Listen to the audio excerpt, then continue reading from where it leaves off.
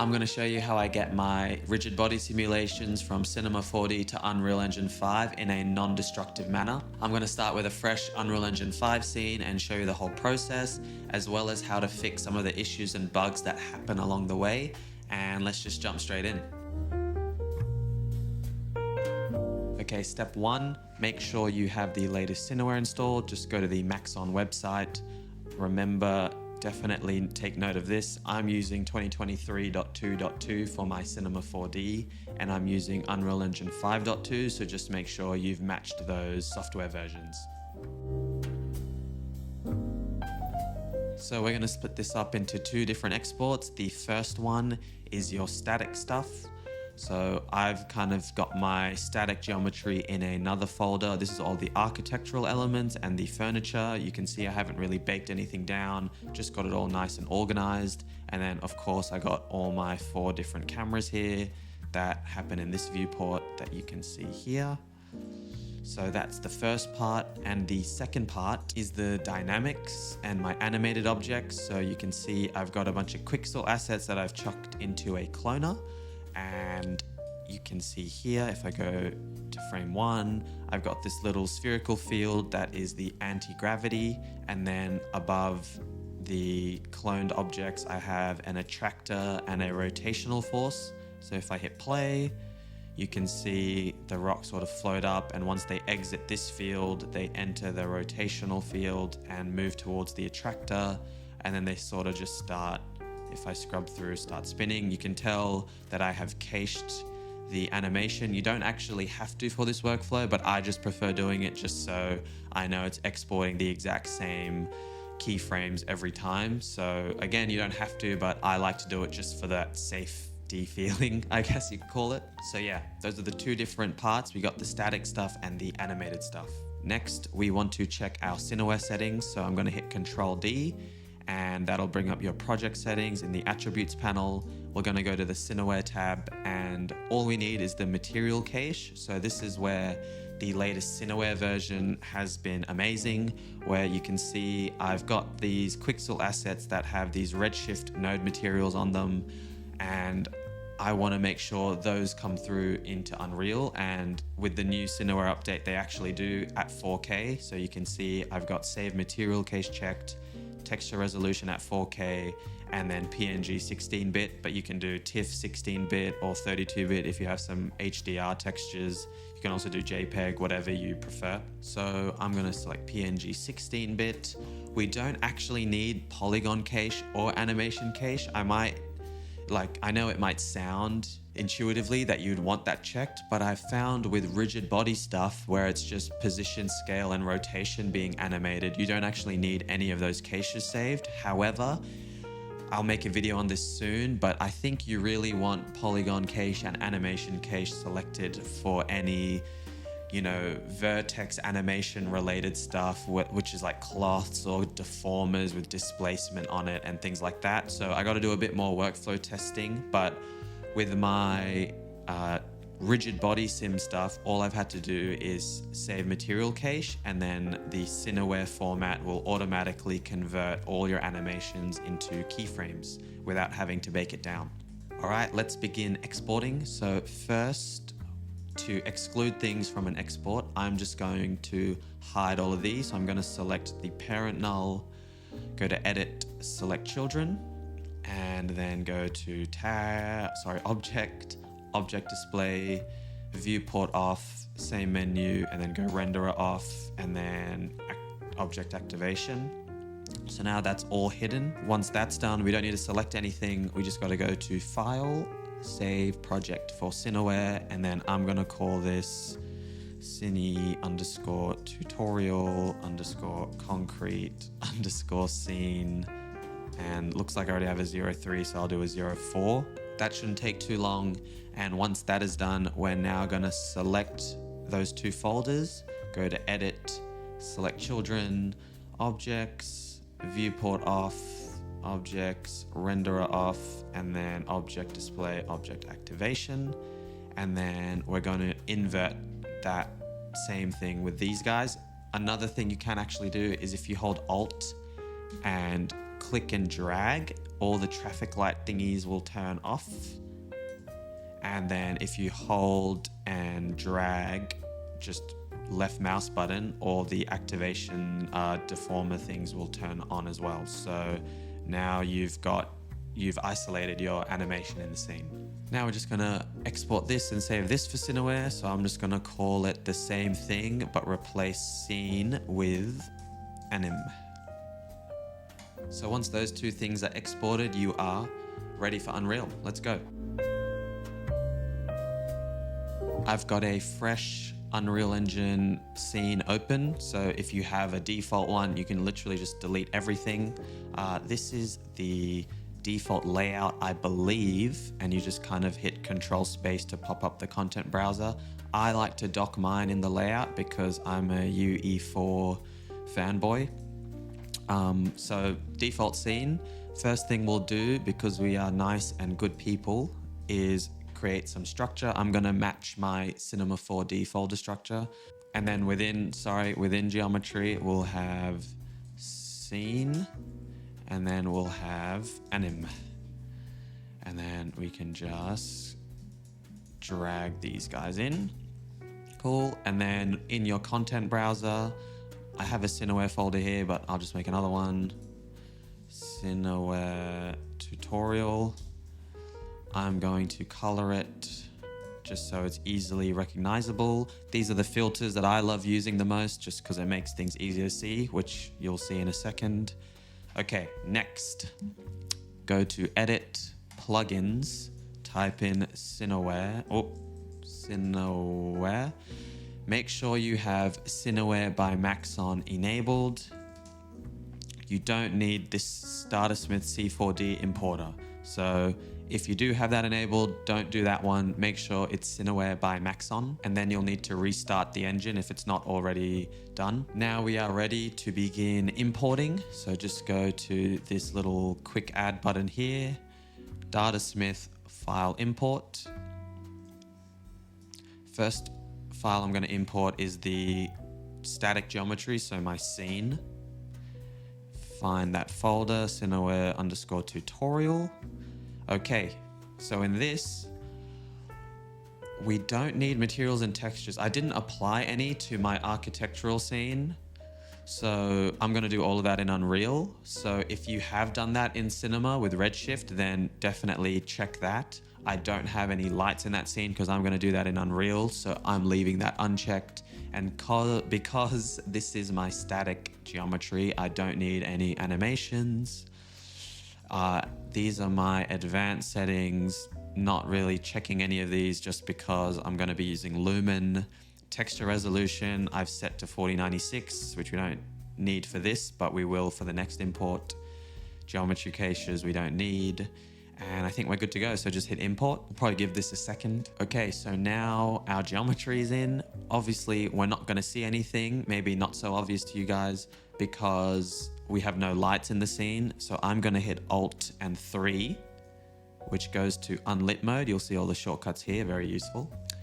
Alt and 3, and then I'm going to move around. I'm assuming you know how to navigate Unreal. It's kind of like playing a video game. If you've done that, holding right click and then moving around. You can also hold Alt and click and like orbit around, sort of like this, but I prefer WASD moving. Let's first get some lights in our scene, and also let's drag our Startersmith into this scene folder here.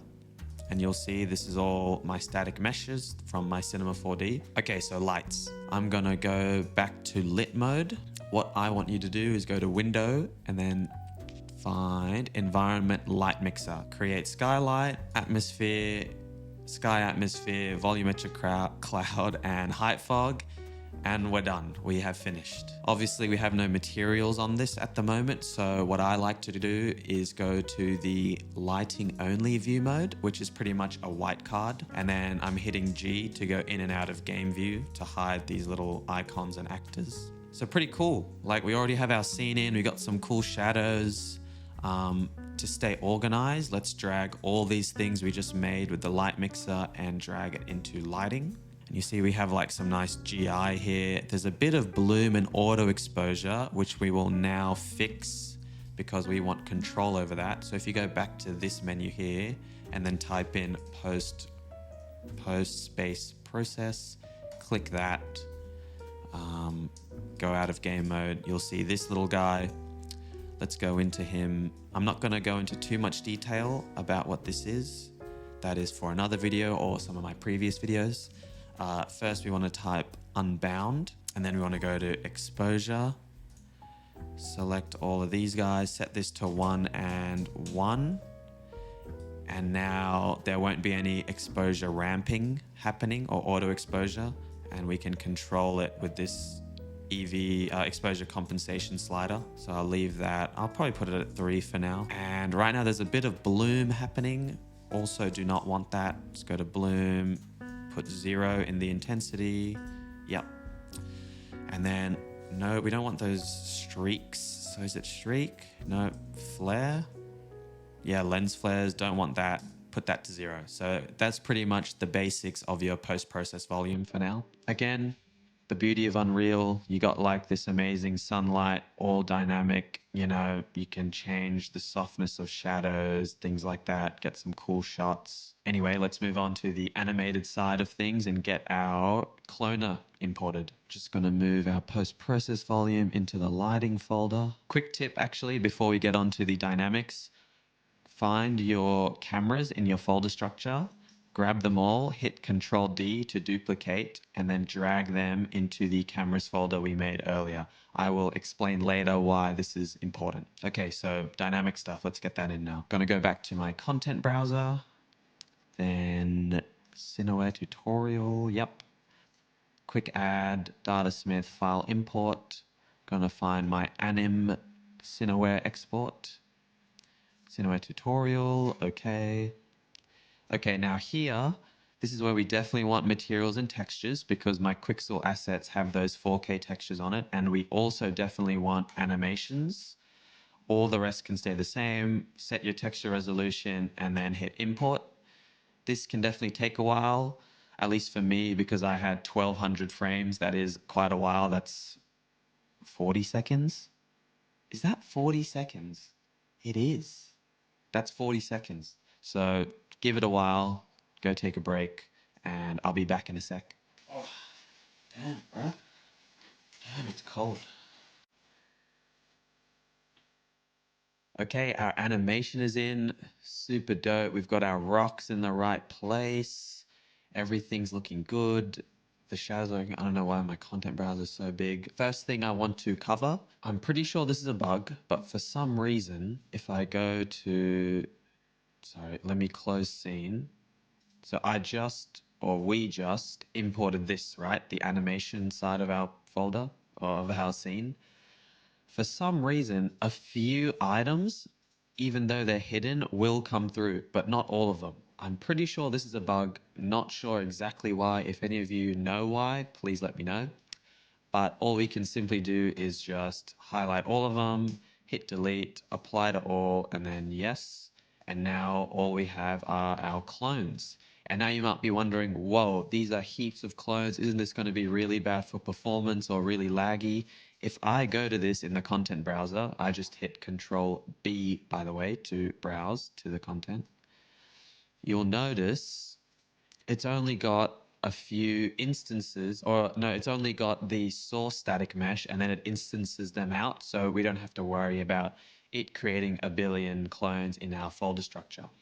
And you'll see these are the few extra geometries that came through. Not sure why. Gotta delete them, force delete, done. It might be because of the dynamics tag. I don't know. Okay, so now you might be wondering, yo, where's our animation? Let's go back to our anim folder in the content browser, go to animations. Also, if you were in this parent folder and you have your filters set up, you can just hit level sequence and that'll filter out for the animation file. Double click it, drag, whoa, crazy. It fully works. All the MoGraph cached little keyframes have been baked out into the timeline into a sequencer. So if I just full screen F11, I'm in cinematic viewport, which lets me get this little timeline at the bottom. Now if I hit play, I can move around in real time and view all these little collisions and things happening all at once. All the shadows are real time. I know a bit blurry, but if you have the correct settings in movie render queue, it'll come out fine. And if I pause it here, like all the GI is working, you can see all the soft shadows in between objects. So this is looking super dope. Now next, you might be thinking, all right, cool, let's see what it looks like. Did the textures come through? Wait, what? They didn't come through. Why is that? For some reason, a bug, it might be a virtual texture thing or not really sure why. I have a feeling it's to do with virtual texture streaming. But all you need to do is click on one of the objects, find the material here in the bottom right in the details panel, double click it, and now the textures load.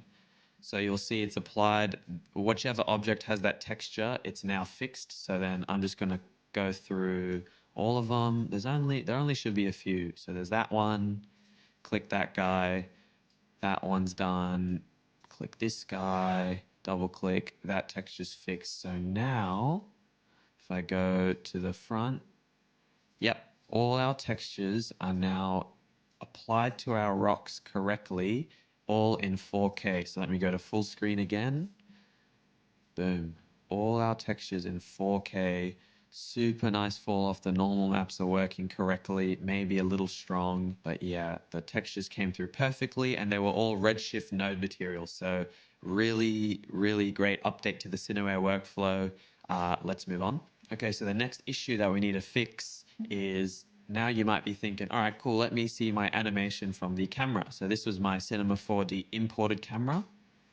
You click it and you're like, wait, why is everything blank? You go to unlit and you're like, okay, all my textures are there. How come nothing's showing up? This is because when we import our cameras, if we go back to these guys, the Cineware file format, I guess, sets your camera exposure settings and the conversion doesn't really work with the exposure. So all you got to do is select all your cameras, type in exposure, and in the metering mode, set it to the default value, which is auto exposure histogram. And now if I go back to lit, the exposure is fine on all of them. So we can go back to to lighting only. And now our exposure is all fixed on these cameras. And you'll remember, because we duplicated the cameras before fixing that exposure setting, you're gonna have to go up to your cameras that you duplicated and fix it here as well. I did it earlier, but yeah, fix the exposure settings in your duplicated cameras. So why did we duplicate our cameras?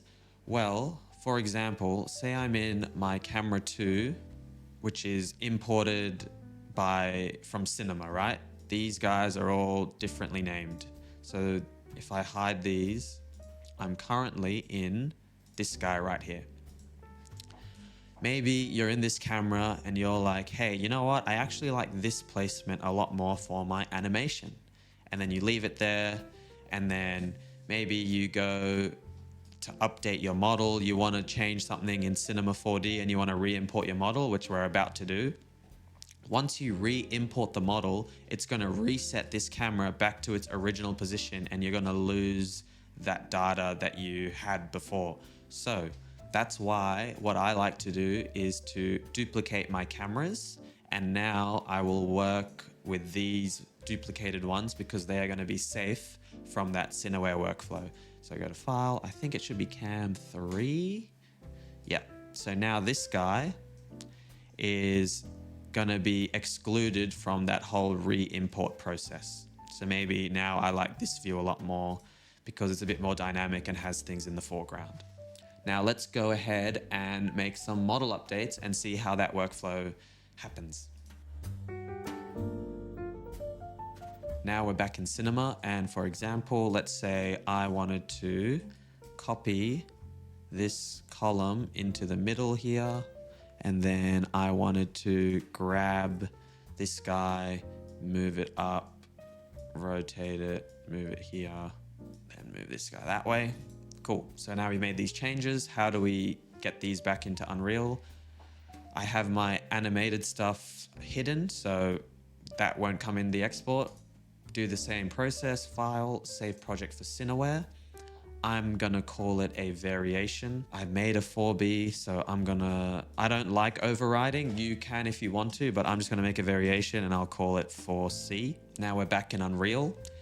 Once that's exported, just go back to your content browser. I'm gonna look for my Datasmith objects. We wanna re-import the scene object, not to be confused with this guy here, or sorry, in the scene folder, this guy here, we want to be re-importing this. So Datasmith scene, right click, re-import with new file for me. But if you overwrote your previous save, you can just do re-import and it'll do it automatically. I'm going to do new file, scene underscore 4C, which is a 32 megabyte one. Geometry cameras, that's fine. Everything can stay the same. Import. The Cineware workflow can be a bit, trial and error. So you might have to re-import things a few times or manually delete a couple things, but overall it's pretty good. All right, I just finished updating. And as you can see, the new column is in with the new handrail. This has been moved up. It hasn't duplicated itself or anything.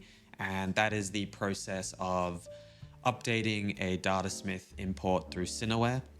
You can do the exact same thing with the animated version. So theoretically, you can go into your animated object.